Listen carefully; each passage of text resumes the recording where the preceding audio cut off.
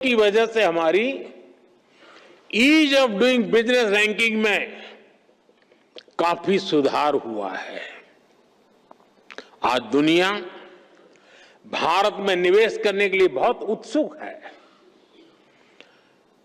और ये हमारा काम है कि हम अवसर जाने न दें। हमें इस अवसर का पूरा लाभ उठाना है। हमें राज्यों के स्तर पर, जिला और ब्लॉक स्तर पर रेड टेप की हर गुंजाइश को खत्म करना है। तभी आप राज्यों के स्तर पर, जिला स्तर पर अपने लक्ष्यों को प्राप्त कर पाएंगे। साथियों, पिछले 10-11 साल की देश की जो सफलताएं रही है, उन्होंने विकसित भारत की नींव को बहुत मजबूत किया है। आज देश इस मजबूत नींव पर विकसित भारत की भव्य इमारत का निर्माण शुरू कर रहा है। लेकिन निर्माण की इस प्रक्रिया में हमारे सामने चुनौतियां कम नहीं है। भारत अब दुनिया का सबसे अधिक जनसंख्या वाला देश बन चुका है। ऐसे में बेसिक सुविधाओं की सैचुरेशन हमारे लिए प्राथमिकता होनी चाहिए। आपको लास्ट माइल डिलीवरी पर हमेशा बहुत ज्यादा फोकस करते रहना है। समय के साथ देशवासियों की नीड्स और एस्पिरेशंस दोनों तेजी से बदल रही है। अब सिविल सर्विस को कंटेम्पररी चैलेंजेस के हिसाब से खुद को एडेप्ट करना होगा, तभी वो रिलेवेंट बनी रह सकती है। हमें खुद के लिए नई नई कसौटियां भी नित्य बनाते रहना होगा और हर कसौटी को पार करते रहना होगा। और सफलता की सबसे बड़ी कुंजी यही है कि खुद को चुनौती देते रहो। कल किया था वो संतोष के लिए नहीं था, कल जो पाया था वो चुनौती का कारण बनना चाहिए ताकि कल मैं उससे ज्यादा कर पाऊं। अब सिर्फ पिछली सरकारों से तुलना करके अपने काम, अपनी परफॉर्मेंस को हम तय नहीं कर सकते। मेरे पहले डिस्ट्रिक्ट में फलाने भाई थे, उन्होंने इतना किया, मैंने इतना कर दिया, जी नहीं। अब हमें अपनी कसौटी बनाना है 2047 के विकसित भारत के लक्ष्य से हम कितना दूर है, हम कहां तक पहुंचे हैं। वो हिसाब किताब का वक्त समाप्त हो चुका है। अब जहां है वहां से जहां जाना है वहां अभी कितनी दूरी बाकी है। उस दूरी को पाटने का मेरा रोड मैप क्या है, मेरी गति क्या है, और मैं औरों से जल्दी 2047 तक कैसे पहुंच करके सारे लक्ष्यों को प्राप्त कर लूं। यही हमारा सपना, यही हमारा मकसद, यही हमारा लक्ष्य होना चाहिए।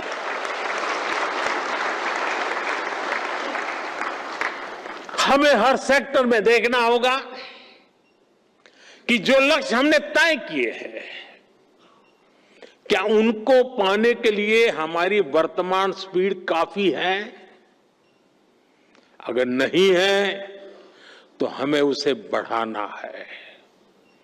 हमें याद रखना है, आज जो टेक्नोलॉजी हमारे पास है वो पहले नहीं थी।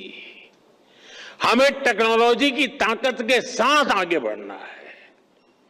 10 साल में हमने 4 करोड़ गरीबों के लिए पक्के घर बनाए, लेकिन अभी 3 करोड़ नए घर बनाने का लक्ष्य हमारे सामने है।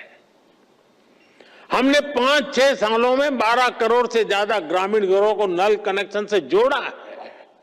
अब हमें जल्द से जल्द गांव के हर घर को नल कनेक्शन से जोड़ना है। 10 साल में हमने गरीबों के लिए 11 करोड़ से ज्यादा शौचालय बनाए। अब हमें वेस्ट मैनेजमेंट से जुड़े नए लक्ष्यों को जल्द से जल्द प्राप्त करना है। कोई सोच भी नहीं सकता था कि करोड़ों गरीबों को 5 लाख रुपए तक का मुफ्त इलाज मिलेगा। अब हमें देश की जनता में न्यूट्रिशन को लेकर नए संकल्पों को सिद्ध करना है।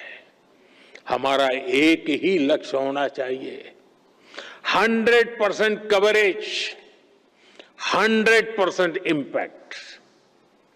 इसी अप्रोच ने 10 साल में 25 करोड़ लोगों को गरीबी से बाहर निकाला है। यही अप्रोच भारत को गरीबी से पूरी तरह मुक्त करेगा। साथियों, एक दौर ऐसा था जब ब्यूरोक्रेसी का रोल एक रेगुलेटर का होता था, जो इंडस्ट्रियलाइजेशन और एंटरप्रेन्योरशिप की स्पीड को कंट्रोल करती थी। इस सोच से भी देश बहुत आगे निकल चुका है। आज हम ऐसा एनवायरनमेंट क्रिएट कर रहे हैं जो सिटीजन में एंटरप्राइज को प्रमोट करे और उन्हें हर बैरियर को क्रॉस करने में मदद दे। इसलिए सिविल सर्विस को एनेबलर बनाना होगा, सिर्फ रूल बुक के कीपर के रूप में ही नहीं, बल्कि ग्रोथ के फैसिलिटेटर के रूप में अपना विस्तार करना होगा। मैं आपको एमएसएमई सेक्टर का उदाहरण दूंगा। आप जानते हैं देश ने मिशन मैन्युफैक्चरिंग शुरू किया है। इसकी सफलता का बहुत बड़ा आधार हमारा एमएसएमई सेक्टर है। आज दुनिया में हो रहे बदलावों के बीच हमारे एमएसएमईज, स्टार्टअप्स और युवा उद्यमियों के पास एक अभूतपूर्व ऐतिहासिक अवसर है। ऐसे में ये जरूरी है कि हम ग्लोबल सप्लाई चेन में अधिक कॉम्पिटिटिव बने। हमें यह भी याद रखना है कि एमएसएमईज का कंपटीशन सिर्फ छोटे एंटरप्रेन्योर से नहीं है, इनकी प्रतिस्पर्धा पूरी दुनिया से है। अगर एक छोटे से देश में किसी इंडस्ट्री के पास हमसे बेहतर ईज ऑफ कंप्लायंसेस है, तो वो हमारे देश के स्टार्टअप का ज्यादा मजबूती से मुकाबला करेगा। इसलिए हमें ये निरंतर देखना होगा कि ग्लोबल बेस्ट प्रैक्टिसेस में हम कहां स्टैंड कर रहे हैं। भारत के इंडस्ट्री का लक्ष्य अगर ग्लोबली बेस्ट प्रोडक्ट बनाने का है, तो भारत की ब्यूरोक्रेसी का लक्ष्य दुनिया में सबसे best ease of compliances environment देने का होना चाहिए।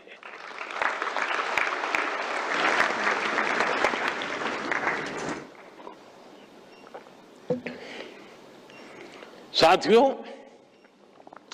आज की टैग ड्रिवन दुनिया में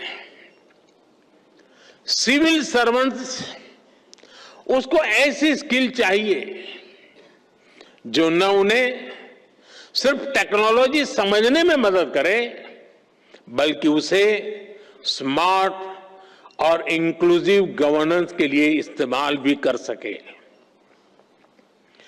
इन the age of technology, governance is not about managing systems. It is about multiplying possibilities.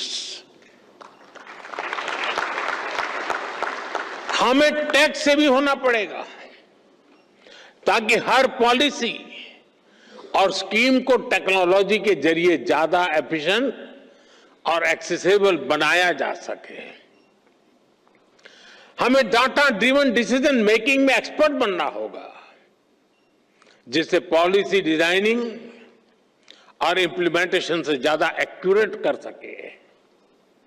आजकल आप देख रहे हैं कि आर्टिफिशियल इंटेलिजेंस और क्वांटम फिजिक्स कितनी तेजी से विकसित हो रही है। जल्दी ही टेक्नोलॉजी के यूज में एक नया रिवॉल्यूशन आएगा। ये उस डिजिटल और इंफॉर्मेशन एज से कहीं आगे होगा जिनसे आज जिससे परिचित है उससे भी आपको फ्यूचर की टेक्नोलॉजी रिवॉल्यूशन के लिए खुद को तैयार करना होगा। पूरी सिस्टम को तैयार करने की व्यवस्था भी विकसित करनी पड़ेगी ताकि हम नागरिकों को बेस्ट सर्विस भी दे पाएं और उनके एस्पिरेशंस को भी पूरा कर सके। हमें सिविल सर्वेंट्स की क्षमता को बढ़ाना होगा ताकि हम एक फ्यूचर रेडी सिविल सर्विस तैयार कर सके। और इसलिए मिशन कर्मयोगी और civil service capacity building programme, और जिसका जिक्र हमारे कैप्सेक ने अभी किया, मैं इन दोनों को मेरे लिए वो बहुत अहम मानता हूं। साथियों, तेजी से बदलते समय में हमें ग्लोबल चैलेंजेस पर भी गहरी नजर रखनी है। आप देख रहे हैं फूड, वाटर और एनर्जी सिक्योरिटी अब भी बड़ी चुनौती बनी हुई है। विशेष रूप से ग्लोबल साउथ के लिए यह बहुत बड़ा संकट है। लंबे समय से चल रहे संघर्षों के कारण कई देशों में हालात और मुश्किल होते जा रहे हैं। इसका असर लोगों पर पड़ता है, रोजमर्रा के जीवन पर पड़ता है।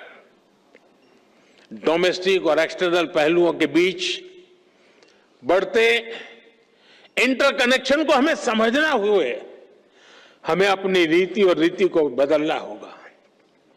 हमें आगे बढ़ना होगा। क्लाइमेट चेंज हो, प्राकृतिक आपदाएं हो, महामारी हो, साइबर क्राइम के खतरे हो, सभी में एक्शन के लिए भारत को 10 कदम आगे रहना ही होगा। हमें लोकल लेवल पर स्ट्रेटेजी बनानी होगी, रिजिलियंस डेवलपमेंट करनी होगी। साथियों, मैंने लाल किले से पंच प्राण की बात कही थी। विकसित भारत का संकल्प गुलामी की मानसिकता से मुक्ति, अपनी विरासत पर गर्व, एकता की शक्ति और कर्तव्यों को ईमानदारी से निभाना। आप सभी इन पंच प्राणों के प्रमुख वाहक हैं। हर बार जब आप इंटीग्रिटी को कन्वीनियंस पर, इनोवेशन को इनर्शिया पर या सर्विस को स्टेटस पर प्राथमिकता देते हैं, तब आप राष्ट्र को आगे बढ़ाते हैं। मुझे आप पर पूरा भरोसा है। वो युवा अधिकारी जो अपनी प्रोफेशनल जर्नी में कदम रख रहे हैं, आज उन सभी से मैं एक और बात कहूंगा। समाज में कोई भी ऐसा नहीं होता है जिसके जीवन में, जिसकी सफलता में सोसाइटी का, समाज का कुछ न कुछ योगदान न हो। समाज के योगदान के बिना किसी के लिए भी एक कदम भी आगे बढ़ना मुश्किल होता है। और इसलिए हर कोई अपने अपने सामर्थ्य के हिसाब से समाज को लौटाना चाहता है। आप सभी तो बहुत भाग्यशाली हैं कि आपके पास समाज को लौटाने का इतना बड़ा अवसर आपके पास है।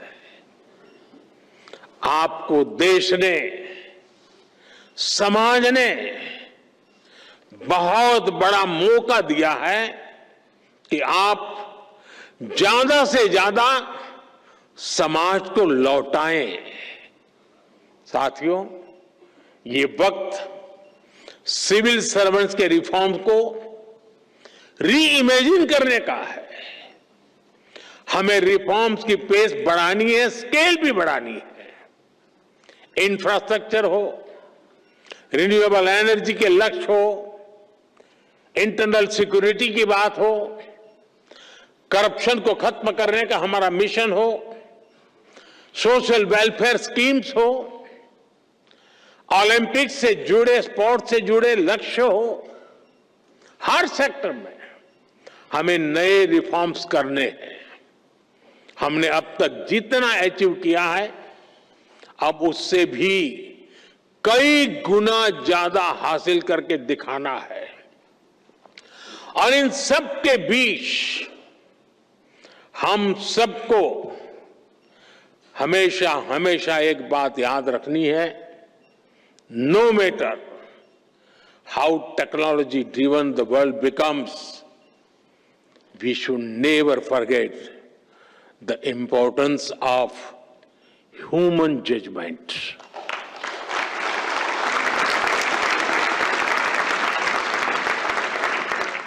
संवेदनशील रहिए, गरीब की आवाज सुनिए, गरीब की तकलीफ समझिए, उनका समाधान करना अपनी प्राथमिकता बनाइए। जैसे अतिथि देवो भव होता है, वैसे ही नागरिक देवो भव, इस मंत्र को लेकर के हमें चलना है। आपको सिर्फ भारत के सिविल सर्वेंट्स के रूप में ही नहीं, विकसित भारत के शिल्पकार के रूप में अपने दायित्व के लिए तैयार करना है। वो एक वक्त था, आप सिविल सर्वेंट बने, सिविल सर्वेंट के रूप में आगे बढ़े और आज भी सिविल सर्वेंट के रूप में सेवा कर रहे हैं। लेकिन अब वक्त बदल चुका है साथियों। मैं जिस रूप में आने वाले भारत को देख रहा हूं, जिन सपनों को मैं हिंदुस्तान के 140 करोड़ देशवासियों की आंखों में देख रहा हूं, और इसलिए मैं अब कह रहा हूं कि आप सिर्फ सिविल सर्वेंट नहीं हैं, आप नए भारत के शिल्पकार हैं।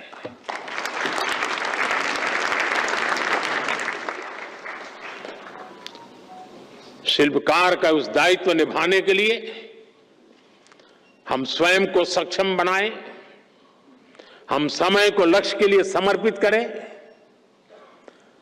हर सामान्य व्यक्ति के सपनों को खुद के सपने बना करके जिए। आप देखिए, विकसित भारत आपकी आंखों के सामने आप देख पाएंगे। मैं आज लेक्चर कर रहा हूं, तब मेरी नजर एक छोटी सी गुड़िया पर गई, वहां बैठी है। हो सकता है वो 2047 में शायद यहां कहीं बैठी होगी। ये सपने हमारे होने चाहिए, विकसित भारत का यही हमारा लक्ष्य होना चाहिए। बहुत बहुत शुभकामनाएं, बहुत बहुत धन्यवाद।